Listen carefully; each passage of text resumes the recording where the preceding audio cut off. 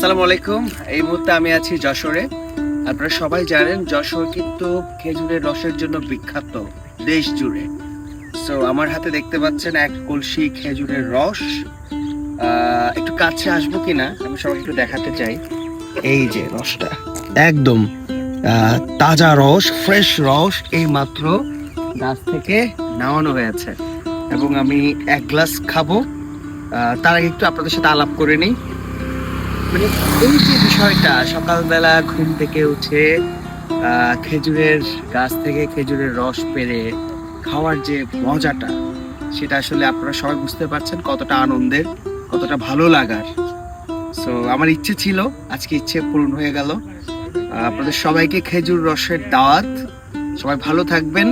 আর যশোরের যারা আছেন সবাই হাত তুলবেন, কে কে এই খেজুরের রস খেতে চান। আপনাদের যশোরে এসে আপনাদের যশোরের খেজুরের রস খাচ্ছি।